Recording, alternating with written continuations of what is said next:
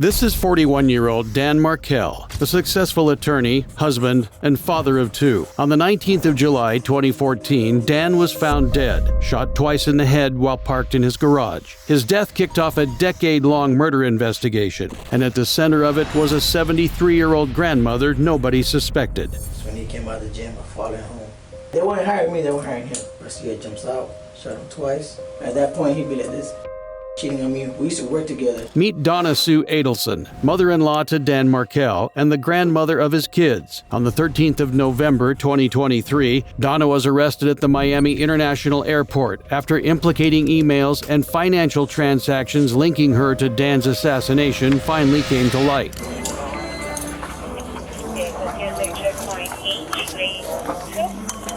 you have something at H?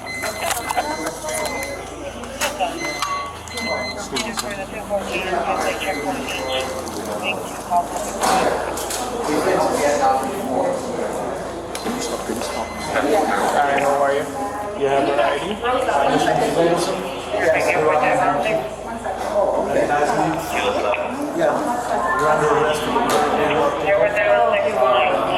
Your cell phone? No, I don't want to give it to you. Why do I have to? Because my attorney said not to. Why do I have to give it to you? This is evidence. Evidence. Ma'am, do me a favor? She's under arrest. I have to go with. I have to go. I have to look at who. You don't have no choice. Let me help you out. No, I have to stay. Please don't do this. Don't stay. You need to grab the bags. Take the bags. Yeah. And you need to wait outside. Okay. My husband's almost 80 years old. He can't Yeah, come I with can't. me? Please, can I help? No, you can't join me there. Oh, don't do this, please. Please. Oh, Someone's got to help him get home. This is terrible. You can't do this. This is insane. Hold on to that for me. Is that okay with you? Please, you don't have that with handcuffs on her. She's not going anywhere. Please, please. You have anything in your pocket? No. Do you have anything of value in you? No, Plus, you have a necklace on. You can take it. My- I'll take it. Yeah, take it off. Yeah. And the earrings. And the earrings, the rings, take everything. You give it to your husband. Because once you arrive at County Yale, they're gonna make you remove all that. Can I call my attorney? You have a passport ready? Where am I going? Open your finger. Where am I going? You're going to the Dade County jail. They County Yale. Broward County, right? No, this is right here, the one on 25. Wait 1 second, One please. second. Please. Okay. Do you have any other rings on? Do me a favor, sir, remove her earrings. I'm sorry? Remove her earrings.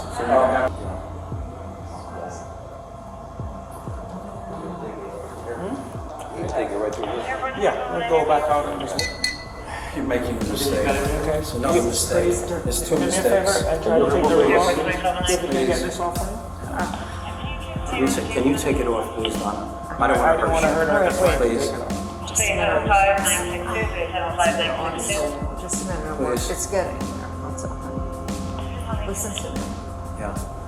I'll call. Get over, go home. I will. Take I it will. easy. I will. All right? Yes. Here. If there's anything else in her person that she wants. Oh, it's coming, sweetheart. It's coming. Just a All second. right. Do you have her driver's license by any chance? I'm sorry? Her driver's It's in my Yeah. it's in my purse. Yeah. How Yeah, then you could give her. do you need anything else from her? Can I ask So you we're good to something? go? Can someone just get my husband outside and So I'll get him. The gentleman here will assist him in any way. Anyway, Wait, possible. I'll be I okay. have Wait. the ring. Hold on. Let me have the ring, please. Please. Listen to me. No, I'll take it. I'll call her. This is crazy. I love you. Okay, thanks. All right, so I don't have the meds, honey. They're all in here. Give me 1 moment, please. Hold the body. 1 moment. Thank you.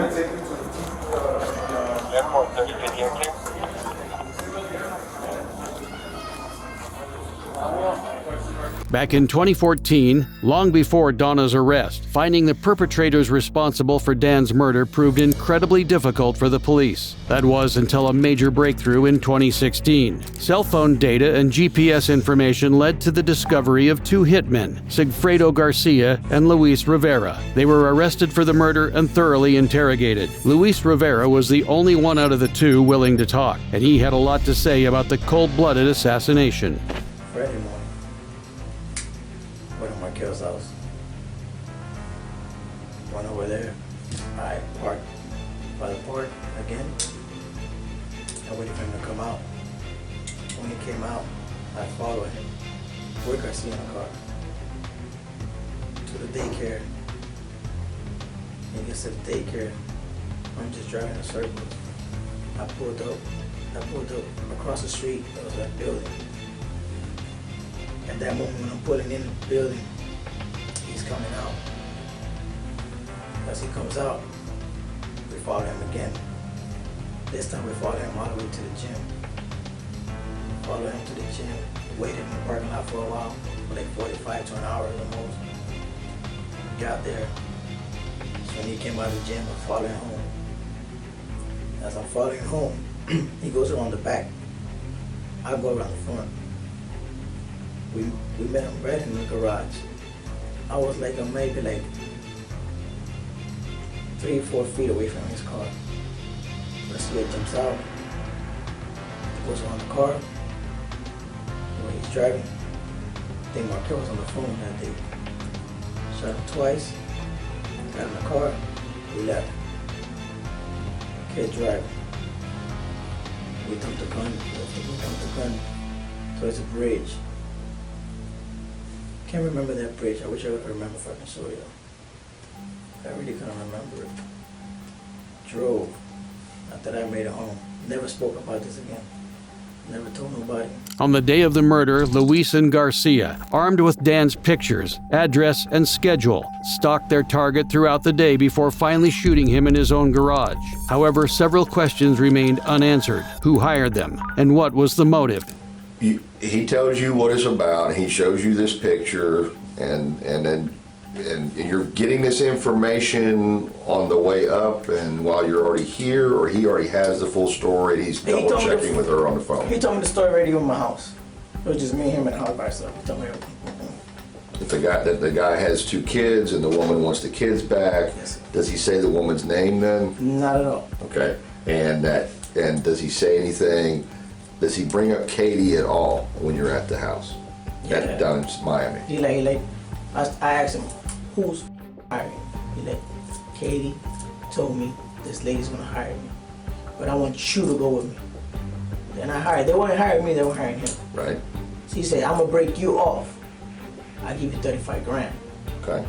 I said, all right, for the drive. I said, all right, fuck it, I'll take the drive. So you're just back up? I'm just back up, just driving.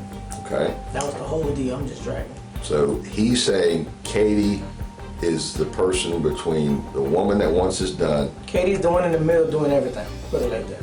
Okay. And that's what he tells you. Mm-hmm. Okay. And so then you hear her over the phone, because you don't meet with her before y'all leave. I never met her.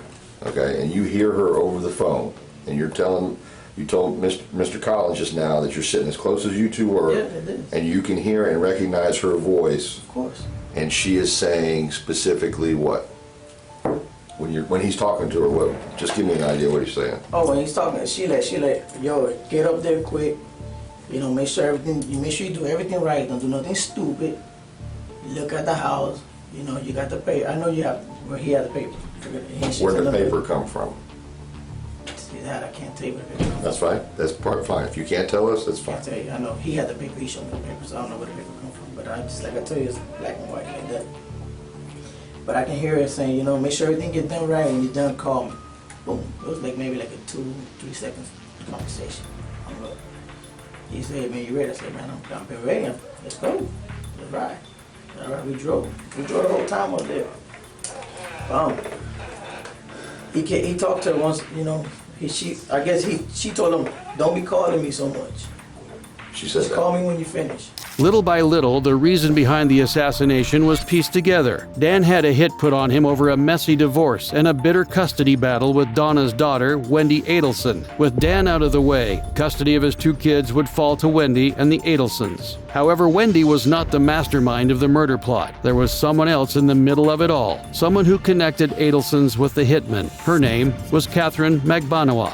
I just want to back up just a hair. You said a while ago when him and Katie always had him messed up and stuff. What was Katie doing? I mean, you said somebody she was going to see somebody and Oh, stuff. so you go see the dentist. Who's the dentist? Tell us about that. I don't know his name. I don't know his name, but the only way I knew his name, I guess, when I used to talk to my wife, she'd be like this. She's with a dentist. And I'm like, oh, this mother. We already knew she was fucking a dentist. He told me his name, but I couldn't remember. Right now I remember his name because it just came to my mind. But at that point, he'd be like this, cheating on me. We used to work together. We left the job one day. When we left work, we went to a restaurant. And I was, we coming over here for it. Like, nah, because she's over here cheating with me with the dentist she's working with. I'm like, damn. And that was like the first time that he told me, like, that's f***ed up, man. You over here stopping this. Like, come on, you're not an ugly guy, man. You go get whatever you want. Like, leave her, but I know he wanted to get the car and smash right through him. Like, yo, I'll get off the car if you gonna do all that stupid shit. If you wanna run the car into that restaurant, I'll get off the car. He was that jealous of him? He was jealous, real jealous. He's real jealous about Katie. Catherine wasn't working alone either. She was in bed with a dentist, literally and metaphorically. That dentist turned out to be Charlie Adelson, Donna's son, and Dan's brother-in-law. The police found a suspicious pattern of phone calls between Donna, her son Charlie, and their middleman Catherine during the period of Dan's death. Still, this wasn't enough to charge anyone with anything, so the police decided to go undercover. The plan was to make contact with the weakest link in the murder plot, Donna Adelson. Posing as one of the hitman's brothers, they would lure her into a false sense of panic by pretending to blackmail her. Okay, bud.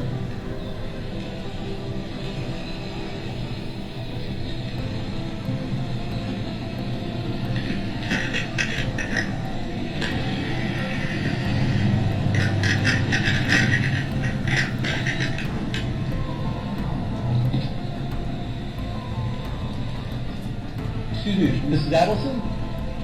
How you doing? Just want to give you this. Listen. You're scared. No, don't be scared. Listen, just want to let you know that we know that your family has been taking care of Katie and her friend Luto for quite some time after your problem up north has been resolved. And I want to let you know that my brother, he's incarcerated. He helped your family with this problem you guys had up north. And we want to make sure that he's going through some rough times, and we want to make sure that you take care of what he's going through, the way you're taking care of Katie and Tuto. Well, this will explain it. Thank you.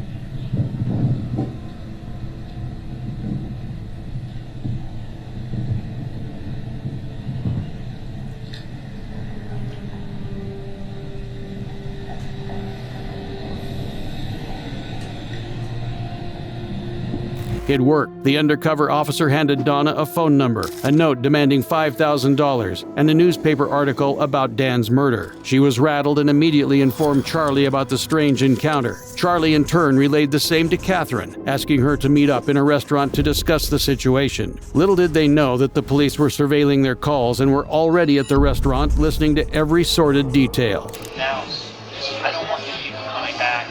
If they are cops, I'm happy because I got nothing to hide. If they're a bad guy, there's 2 ways of dealing with it. One is, go ahead and contact the Miami Beach Police Department. Okay? They'll contact this guy, they'll talk to him on the phone, and they'll arrange for things to be set up. Okay? When it's set up, it's going to be like a fucking place at FBI. They're going to take this guy down and people talk for 10 years because we just have you on tape extorting somebody. And now comes everything you know before you do a certain 10 years in prison is it worth it all. Okay, next thing you know, this person's mistaken. Other people start singing as soon as they have him. He starts throwing your name out. Well, my parents know they're going to have to say, yeah, the guy came and they said that they're going to ask him the story, what happened. There's going to be police line. It's going to be, they're going to want to come there, and then they're going to check out anybody who ever bailed out of jail.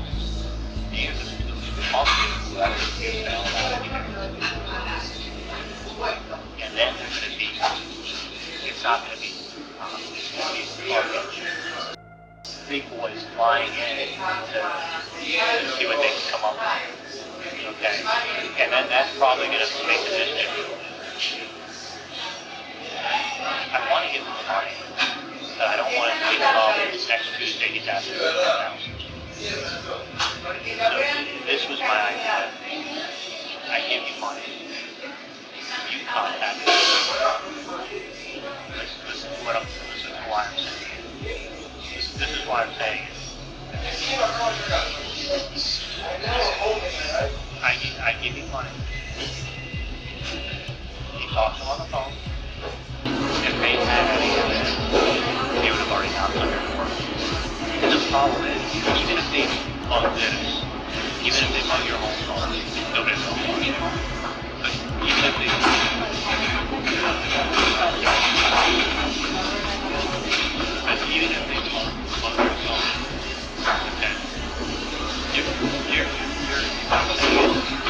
mug your phone, you're still not talking about anything. So my point is, how do you get people to talk? You throw a smoke grenade, and then you get all the cockroaches to run out. There's smoke in the house, smoke in the house. And everyone's running and everyone's talking, and you throw a smoke grenade, what do you think? Listen, if that's what it was, it's very smart, because that means my mom hasn't told my dad anything. My dad's going to flip out when he finds out. But my mom hasn't told my dad anything. But normally, obviously, if that was a cop that came and spoke to my mom, what would be expression? That night, when he comes home from work, she would say, yes, I got the money. Yes, you paid me a little visit when I'm taking the grandkids to school. And then, after I dropped them off, she was walking. Yeah, she dropped them off and was walking back by herself. So this person had to be wicked. The thing is, a lot of times, my mom takes their car, drives to the school, big deal. This person, her routine. The plan had fully paid off. The pair had incriminated themselves, and police had everything they needed to get warrants out for their arrest. Charlie and Catherine were arrested and charged with first-degree murder, criminal conspiracy, and criminal solicitation. After lengthy trials, they were ultimately convicted and sentenced to life in prison without parole. With both hitmen, her son, and her middleman locked up, Donna figured she'd be next and needed to get out while she could. So she called Charlie in prison and unknowingly dropped the last piece of evidence needed for her arrest. Well, to go to sleep and not see my son, I do. Perfectly honest, I do. And we'll do it together. Leave a note, they'll know when to come and and we'll do it together. We've been looking it up over and over. If things change, if there is extradition from Vietnam, because we've looked at all the places. I mean, I could go to Korea and China, but there's no extradition. But we're looking for places where there's no extradition. To have all this information. I have the cemetery property. I want her to see all that. I want her to have all these papers and the wills. I want her to see all this. A country that did not have an extradition treaty with the United States was a great idea. Unfortunately, talking about your escape plan on a monitored prison phone call was not. Whatever plausible deniability she might have had was thrown out the window the moment she tried to run.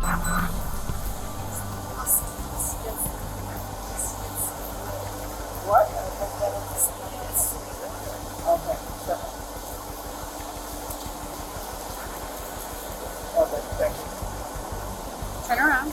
I'm going to check you first, okay? Just stay still.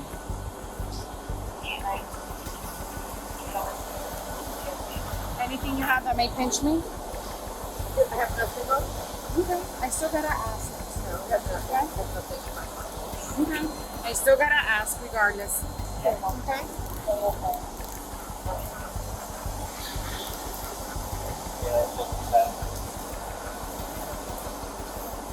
Turn around.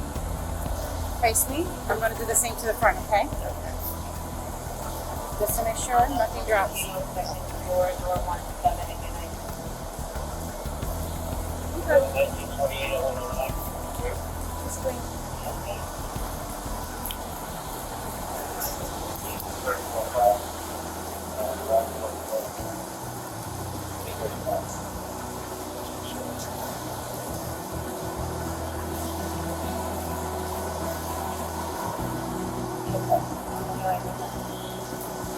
you.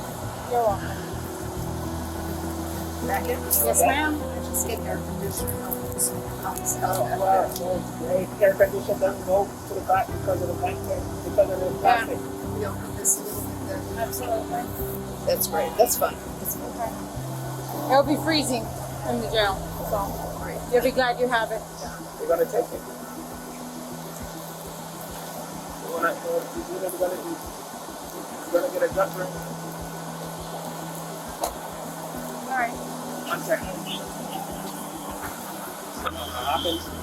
I don't know. Following her arrest, Donna was detained at the Leon County Detention Facility where, according to her, she was forced to live in cruel and inhumane conditions. She faces charges of first-degree murder, criminal conspiracy, and criminal solicitation. She's looking at life imprisonment without parole or the death sentence if she's found guilty. Click the video on screen and watch as I delve further into more cases.